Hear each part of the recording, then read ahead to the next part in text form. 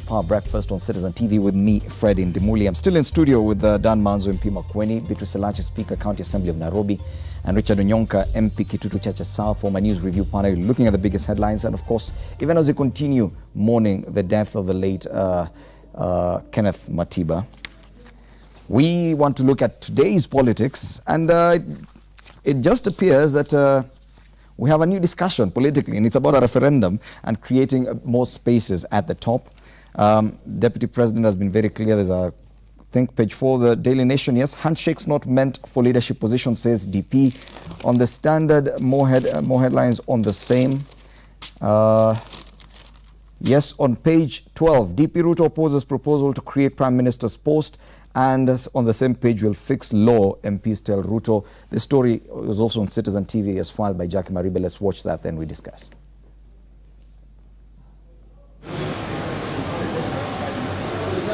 The political drumbeats continue to sound all the more louder, despite incessant calls from some quarters to close the political chapter for development's sake. And now the handshake informing conversation, with the 2022 succession taking center stage. A section of leaders from the opposition taking issue with the Deputy President's castigation of the proposal to expand the executive through a referendum. In fact, Uhuru Kenyatta should advise his deputy, Ruto, that this is not the time for campaign. This is the time for wise men like Raila Amolo Odinga to sit down together to determine how Kenya is going to move forward. Deputy President William Ruto has been a very patient man lately, and especially after the recent golden handshake between His Excellency Raila Amolo Odinga and Uhuru Kenyatta. And I understand why he's been impatient, because according to him, this handshake is supposed to undermine his political future. The leaders who joined a faithful at the Mariakani Christian Center in South B lauded Raila Odinga for putting the country's healing first by building bridges with President Kenyatta. But now they accuse the DP of attempting to scuttle the unity plan. Wale tayari wameshajitambulisha watapinga efforts zozote za Wakenya kusuluhisha shida ambazo zinakumba taifa hili. Na ni lazima tuwaambie watupe sisi kama Wakenya nafasi. Na tunaambia Bwana Ruto, upende usipende, handshake itafanya kazi na Kenya itaenda mbele, na wewe utaendelea kuangalia kwa dirisha vile uliangalia siku hiyo. But an unapologetic Ruto insists talk of an expanded executive structure was informed by grid. To him, the power rests with the people. Yes, tunamwambia my friends, nyinyi mnaishi kwa dunia ingine. Kenyans have the capacity to elect their own leaders. They do not need a few of us to go and sit in a corner over a cup of tea ati tukubaliane nani atakuwa executive prime minister ati aendeshe serikali ya Kenya. Ruto, who led politicians under the Jubilee Party in a Thanksgiving ceremony for Trade Principal Secretary in Uasin Gishu County, said the Kenyatta-Odinga Unity Pact was not to be misconstrued as an attempt to reward some politicians. Hatuwezi kubadilisha katiba ati kutengeneza ati executive prime minister. Hawa watu unasikia wanazurura huko wanasema ati wanataka kubadilisha katiba tutengeneze ati prime minister mwenye atachukuliwa bunge na wabunge wachache kwa na fulani ati ndiye atakuwa anaendesha mambo ya Kenya, ati nyinyi wananchi mamilioni hamuna uwezo ya kuchagua nani ataongoza Kenya hii. Ati sasa ndio tufanye referendum 2018 December ama 2019. Alafu tukimalisha referendum ya 2019 tuanze campaign ya 2022. Ni mwaka gani tutafanyia wananchi kazi? Proposals to change the constitution first made public through the Kamket bill that seeks to create a powerful prime minister through a parliamentary system, now the subject of intense political debate. Yes, whenever you see smoke, there's definitely fire. This talk about the creation of a prime minister's position has been there for a while, but now it's just coming out that it's turning into a heated debate. Watching the Deputy President speak there, because up until yesterday, the Deputy President had assumed a very different demeanor. He was much calmer, stepping back from this direct hitting politics, talking more about development, and he had left the politics to his lieutenants. But the deputy president we just watched in that story is very much like the deputy president we saw on the campaign trail last year. Dan Manzo, why the change right now? It means that discussion has actually hit right at the core. Yes, first and foremost, you know, the DP opposed the new constitution. And he was the no camp, and he really ran around the country opposing the constitution. Of course, we passed the constitution, and it had a few things to be amended here and there. And the law is supposed to pass to serve the people. It's supposed to be for the people, and not the other way around. Therefore, a referendum is needed, even if not this year or next year. A referendum can be conducted together with an election. But the questions have to be framed now. Kenyans have to discuss. It's going to be approved by Parliament. There are such thresholds such that if Kenyans agree to change of the constitution, you must have a certain number of, at least half of the counties in Kenya supporting it. And if such is the case, then it means the DP will be by himself. He will not be with the Kenyans. You can see wherever he was being rained on, and I think politically he's being rained on. It's a time now he goes on with the other Kenyans. And I think for the unity of the country, the post of Prime Minister is important, whether powerful or not powerful, but in one way or another, that post is very important. Wow. For the DP to take that such a stand at this early juncture, politically, as he says, it could find him isolated, because it appears that this will be the discussion is already taken aside. Well, first of all, he was not being rained on politically. One of the things I always respect my deputy president is that whenever he's somewhere and it's raining, you cannot cover him with an umbrella, because he realizes the people you are talking to are also being rained on. So that's different. But then let us come to the real matter. I think when I listen to him, one of the things he's trying to say is that we can't do it now. I agree with Mheshimiwa Manzo. We can agree on the issues, but it can be done when we are doing the elections. We have the third box, and we answer the question yes or no based on the issues that we have. Now, the only problem we have in our country, we are going to make now this a very, very serious political issue. And I know now it's going to fix a few things that were, you know, based on just how it has been spoken. It sounds as if people want to now say my deputy president says no to. I think he's one person who agrees that, yes, this constitution needs a lot to be done. I think we need to ask ourselves, and the politicians need to guide the country, that, me being one of them, that one, we have census coming in. We have, in between the census, we have issues of boundaries coming in. Now, all of them are sensitive issues. Then we have now the talk of a referendum. I would have wished we deal with the most sensitive, which is first, let us do our census right, because 2009 it was done wrong. We counted people, we faked the numbers. Now I'm hoping we can concentrate on that as politicians, yeah, that every county wants to get it right, so that the shareable revenue from the national government is a revenue that you are sharing right, not stealing from based Kenyans. on proper numbers. Yes, based on proper numbers. So I want to ask them to hold the ball. The issue of having posts, we must have. If we want one country, we must bring back everybody on this table.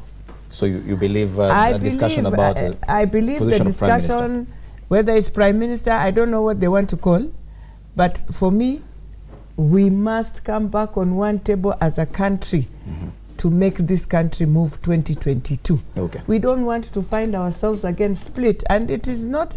This time it won't be split by tribes. Now it is going to be split in a very different way, because there are those who will feel enough is enough on this and we don't care about, you see. So let us not go that route. I am praying that we shall have a time to sit, agree on the issues. We will do it rightfully the way we do in the US. The referendum will be during the elections time so that you don't polarize the country. But I want the politicians, both who are here, let us go and ask ourselves, how are we doing our census in 2019? Yes. To ensure we get the right numbers of this country. But Richard Onyonka, do you get the feeling that Deputy President has just walked right into a trap? Absolutely. That this discussion probably did not elicit that kind of reaction at this time? Probably you would have gauged the mood of the country towards that kind of debate before actually declaring his stand? I think the DP just is livid. Livid why? Because of course, the former Prime Minister went to visit Mzee Moi. And once you have former Prime Minister visiting Moi, as much as many people would say, oh, he was going to visit Mzee Moi to see where he was operated on because of a small injury on his leg or something like that. What is scary are two things. Number one, I believe the Deputy President did not have the details of, one, the handshake. Number two, there are developments which are taking place in terms of, one, there is a meeting between Gideon Moi, former President Moi, and Prime Minister Raila Odinga. What were they discussing? But when you read what happened over the weekend, you find people saying the meeting which was taking place in Kabarak was about the transition from succession politics. As a result, you have the DP completely upset. Why? Because when you look at the power play between the critical players, of course the Kenyatta family, the Moi family, and now you have the Odinga family. If I was William, I would be worried, and is genuinely worried. Number two, when you come to the issue of what we need to do first, we have issues about electoral laws. We have issues about, like she's saying, the census. We have issues which are outstanding at the national body politic. According to me, if we do not handle these issues very well, we are going to find ourselves in a mess that we were in into the last elections and the elections of 2008. So for me, I wouldn't want these, including the referendum, going to 2019, 2020. No, let us fix it now. My honest observation, Fred, is that let us fix it now. Let us discuss these issues. In fact, my worry is, again, the Deputy President is looking like he's a Lone Ranger now. He has a valid issue and he has genuine concerns. But if I was him, he would leave his lieutenants to discuss their issues out there. But as a person who's very close to taking over from Uhuru Kenyatta, if I was him, I would keep quiet and let everything play itself out until such a point that now he would have consulted heavily. I mean, the truth is the country has been in trouble. Because the fact of the matter is, anything as big as a referendum does tend to create its own movements in the country. For the DP to be seen to have already taken a position, if at all we go through the referendum, he, just looking at the polls, he is already leading. He's a leading contender for the 2022 elections to replace President Uhuru Kenyatta. If at all he goes against that movement that could be created by that referendum, that will work against him. Yes, precisely so. And I want to agree with the Honorable Richard Onyonka that the timing of his speaking was wrong. But you see, that's how God works. I like what President Uhuru Kenyatta and His Excellency Raila Odinga did. They said, Kenya is bigger than us. And the Honorable Kalonzo Musyoka has also supported and said, look, we need to live a better Kenya, a united Kenya. So why is he now looking selfish? Now that he thinks he's about to become president, he is now selfish. He's playing out, and I think he needs to work with the rest of Kenyans. We have a better constitution for a better Kenya. If God wants him to be president one day, he will be. But remember that Moi was president for 24 years.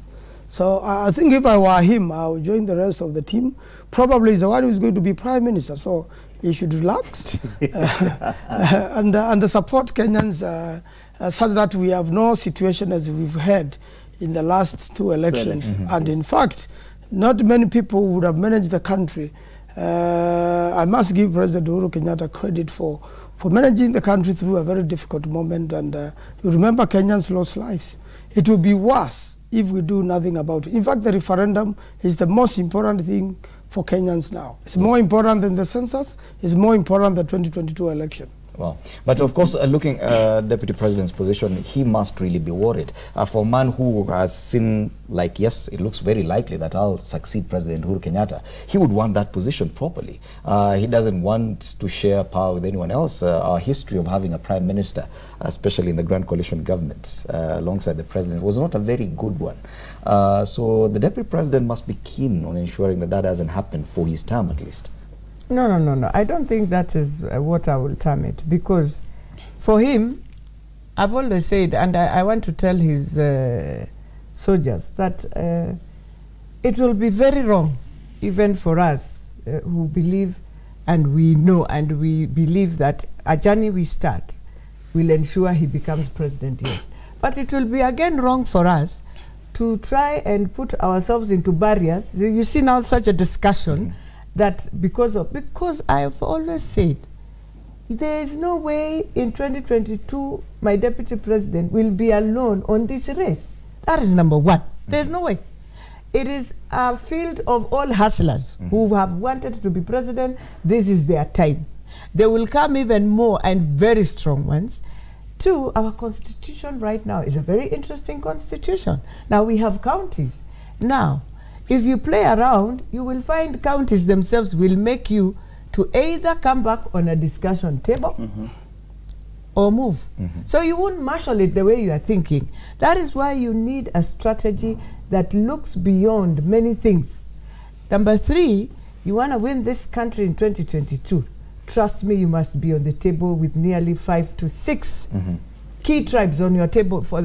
If you don't, they will create, you will be a president with a minority.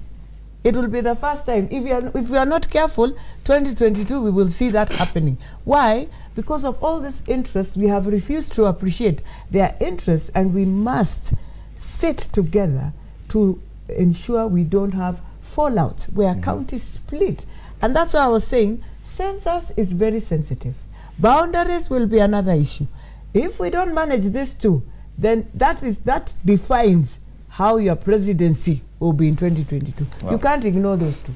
I'm really supporting my sister. I want to say this, Fred. The truth is, if Deputy President William Ruto is not careful, he's going to find he's alone. The reason is, when you look at the general political psyche in Kenya today, Kenyans want a country where, yes, we disagree, but yes, we work together. Kenyans don't want these extreme positions on either issue. And my prayers to President Uhuru and Prime Minister Raila Odinga is that, yes, we must bring everybody on board. I think the Catholic Church said that over the weekend. Let us bring Kalonzo Musyoka on board. Let us bring Musalia Mudavadi. Let us bring Moses Wetangula. Let us bring everybody else who wants to be in this meeting, so that we can start to strategically engage ourselves as a Kenyan community, whereby we agree that these ones we will agree to fix, because they're the ones every 5 years that bring us to the same mess.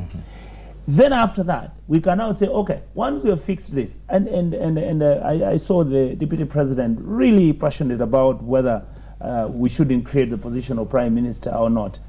Who has said we are going to create position of Prime Minister? Nobody has. What is being discussed is, we have issues. The presidential system, which we actually inherited from the old constitution, gives us a position of the winner takes everything. Now, the winner in this case is Jubilee. Jubilee is President Uhuru Kenyatta and Deputy President William Ruto. Does he want a country where he only runs 2 communities run? In the next government could be another 2 communities. Or would we rather have a country which accommodates all of us, even in our own disagreements? And the feeling out here with many Kenyans right now is that we need a country where we have synergy, where we consult, even when we have issues which are outstanding on economics, on development, on social issues, on environment. We can be disagreeing on those ones.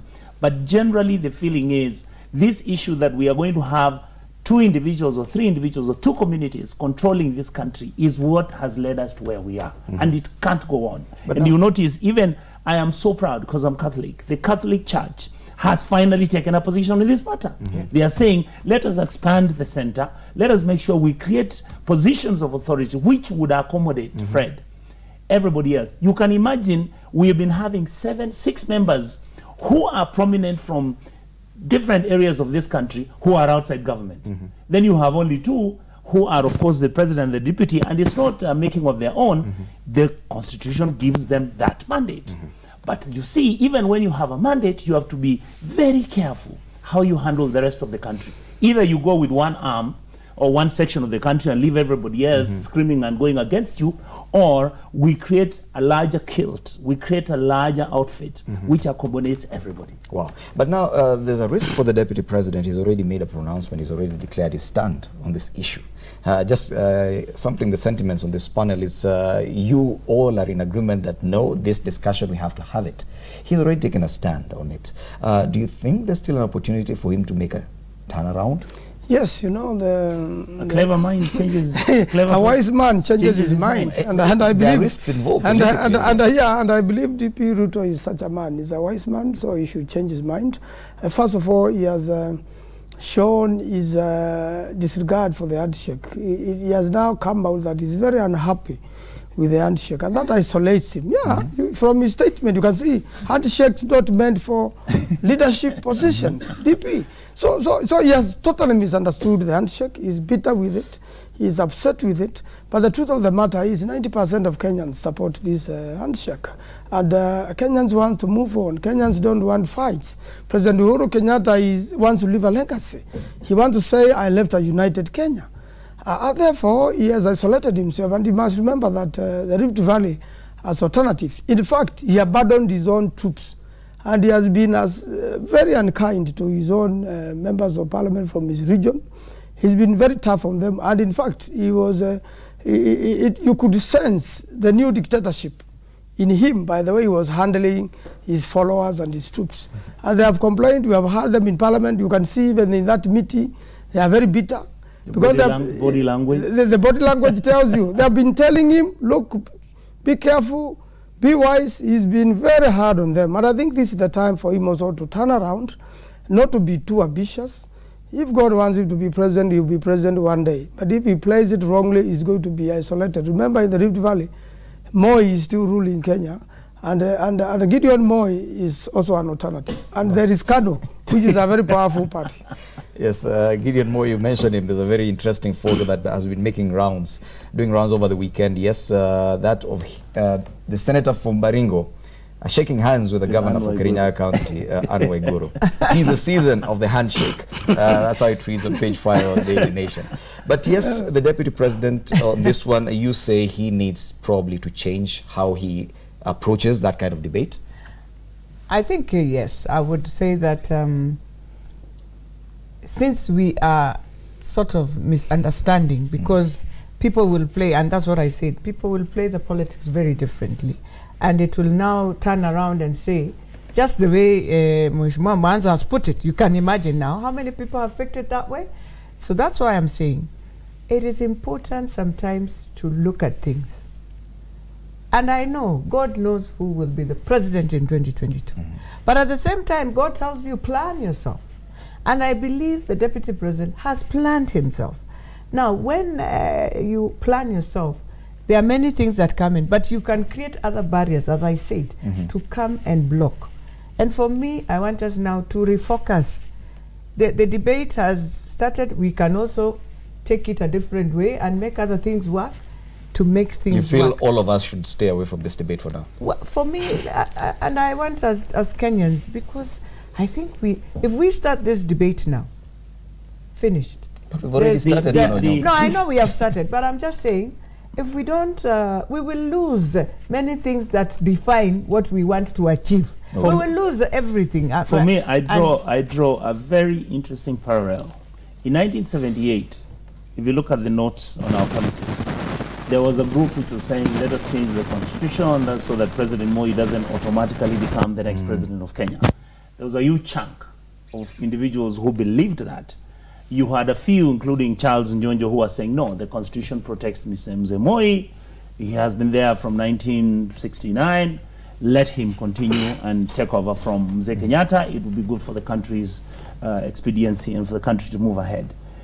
I believe the deputy president is looking at those notes, and he thinks there could be a deliberate attempt for certain individuals to try and stop him from ascending to power.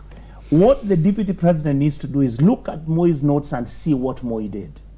Moi never came across fighting. Moi actually played the game very skillfully, very systematically.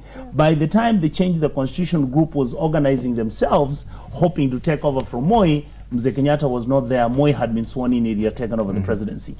I believe that the deputy president should learn from history. It will teach him that he needs sometimes to be a little bit more patient. I know sometimes many people read him as not being a very patient man, but he needs to be patient because there's what we call the mood in the house in parliament. But right now, the mood in the country, people are saying, let's wait and see whether this handshake is going to bring out something. We believe, some of us, the handshake will bring out something.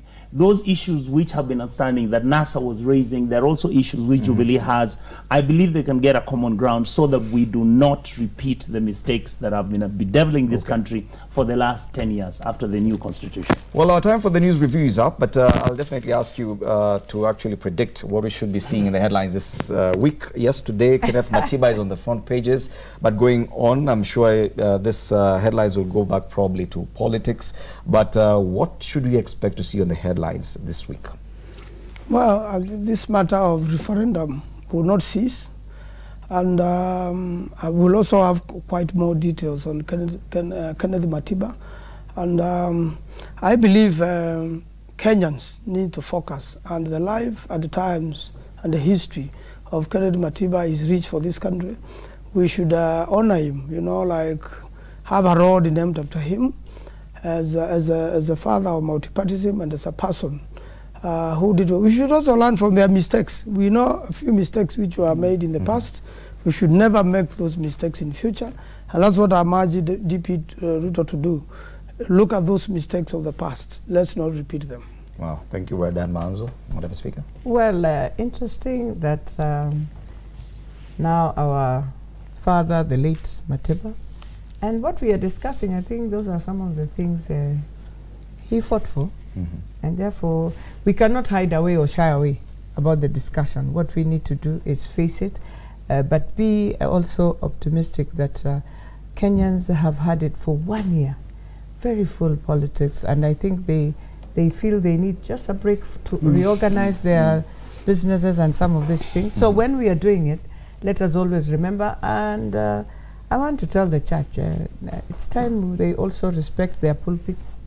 I think this thing of us going to their churches, we either start before the sermon starts, and so that people go home getting to know what God is also saying. Do you know people go home now just knowing what the politician says? No. They will not even remember the word of God. The word of God that has taken them to that church. So I want to tell churches, start respecting God. Don't make the house of Lord the way Jesus told people in Jerusalem, you've made my house a market. It is not a market of politics.